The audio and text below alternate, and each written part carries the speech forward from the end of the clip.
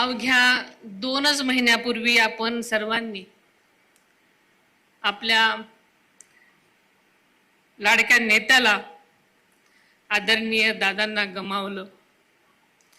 आज त्या पार्श्वभूमीवर बारामतीची ही विधानसभा मतदारसंघाच्या पोटनिवडणुकीची उमेदवारी आज अर्ज दाखल करत आहे।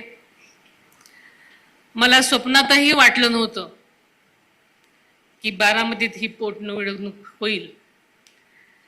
दादा अजूनही आपल्यात नाहीत असं अजूनही वाटत नाही आणि हे मला मान्य नाही, पण नियतीने हा काळ तुमच्यावर आणि माझ्यावर खरंच वाटत नसला तरी आणलाय।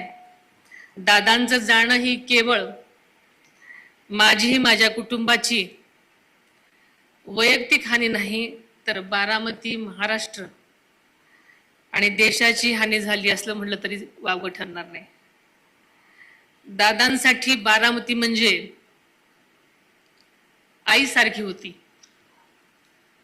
बारामतीचा केवळ प्रत्येक कार्यकर्ता नाही, तर बारामतीचा प्रत्येक नागरिक हा दादासाठी खरा पांडुरंग होता।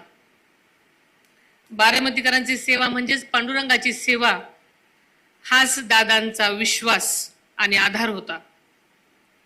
बारामती म्हणजे दादांचा श्वास होता, म्हणूनच त्यांचा अखेरचा श्वास देखील बारामतीच्या मातीतच विसावला।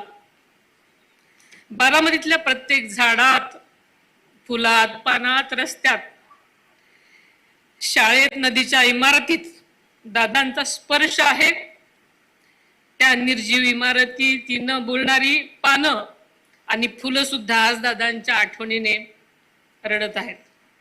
बारामतीकरांच्या विकासासाठी, आदरणीय दादांचं स्वप्न पूर्ण करण्यासाठी मी माझं दुःख सुद्धा तळघरात कोंडलं आणि अत्यंत धीरानं आपल्या सगळ्यांसाठी बाहेर पडले। मात्र मला हा धीर तुम्हा बारामतीकडे बघूनच आला आहे। तुमचं प्रेम, तुमचा पाठिंबा, तुमची साथ हीच माझी शक्ती आहे, हे पहिल्यांदा मी नम्रपणे कबूल करते। गेल्या 35-36 वर्षामध्ये तुम्ही सगळ्यांनी आदरणीय अजितदादांना प्रचंड मताधिक्याने निवडून दिलेला आहे। दादांच्या तळमळीने प्रत्येक बारामतीकर आपणच उमेदवार आहोत या भावनेने दादांची निवडणूक नेहमीच हातात घेत असत आणि म्हणूनच दादांनी प्रत्येक वेळी स्वतःच्याच मताधिक्याचे विक्रम मोडीत काढलेले आपण सगळ्यांनी पाहिलेले आहेत। तुमच्या मताचा बोजा माझ्यावर आहे म्हणून मी 24 तास काम करतो असं दादा नेहमीच म्हणायचे।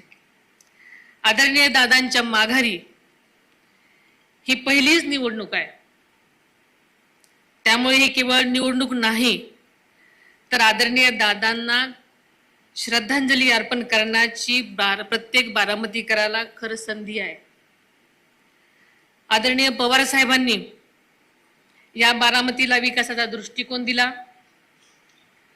दादांनी त्यावर आपल्या कष्टांना रंग भरले, कोंदण भरलं, हे बारामतीला फुलवलं, जगवलं आणि जागतिक दर्जाकडे नेलं।